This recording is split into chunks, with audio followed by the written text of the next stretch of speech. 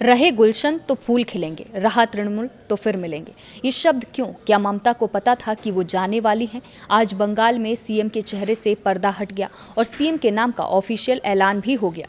नाम के ऐलान के ठीक बाद अमित शाह ने ममता बनर्जी को लेकर जो कहा वो आपको सुनना चाहिए। नमस्कार, आप देख रहे हैं न्यूज़ 18 का डिजिटल प्लेटफॉर्म। आपके साथ मैं हूं पारुल तिवारी।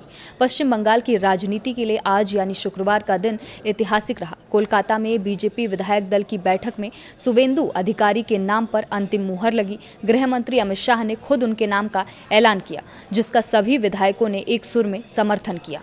इसके बाद शुवेंदु अधिकारी राजभवन पहुंचे और राज्यपाल आरएन रवि से मुलाकात की। उन्होंने राज्यपाल के समर्थन का पत्र सौंपकर आधिकारिक तौर पर नई सरकार बनाने का दावा पेश कर दिया है। इसी के साथ अब कल यानी 9 मई को सुबह 11 बजे होने वाले भव्य शपथ ग्रहण का रास्ता साफ हो गया है। शुवेंदु अधिकारी सुबह 11 बजे कोलकाता के ऐतिहासिक ब्रिगेड परेड ग्राउंड में सीएम पद की शपथ लेंगे। 9 मई का दिन बंगाल के लिए बेहद खास है, क्योंकि इस दिन रविंद्र जयंती मनाई जाती है। इसी शुभ अवसर पर राज्य की पहली बीजेपी सरकार का शपथ ग्रहण समारोह आयोजित किया जाएगा, जिसमें पीएम मोदी और अमित शाह समेत कई राज्यों के सीएम शामिल होंगे। बंगाल के राज्यपाल आरएन रवि ने 7 मई को राज्य विधानसभा को भंग कर दिया है। कोलकाता गजट में जारी आधिकारिक अधिसूचना का हवाला देते हुए बताया गया कि विधानसभा को भंग करने का यह कदम पश्चिम बंगाल विधानसभा चुनाव में भारतीय जनता पार्टी की शानदार जीत के बाद उठाया गया।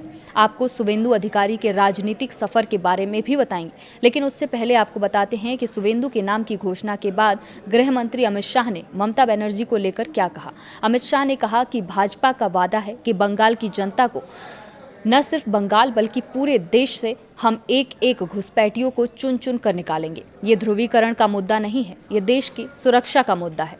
ममता पर निशाना साधते हुए शाह ने कहा कि शुवेंदु ने पिछले चुनाव में नंदीग्राम में हराया था। दीदी, इस बार तो शुवेंदु दा ने आपको आपके घर में हराया है। भवानीपुर की जनता का दिल से धन्यवाद। बंगाल के नए सीएम शुवेंदु अधिकारी बीजेपी की तरफ से शपथ लेंगे, लेकिन उनका राजनीतिक सफर ममता के साथ ही रहा है।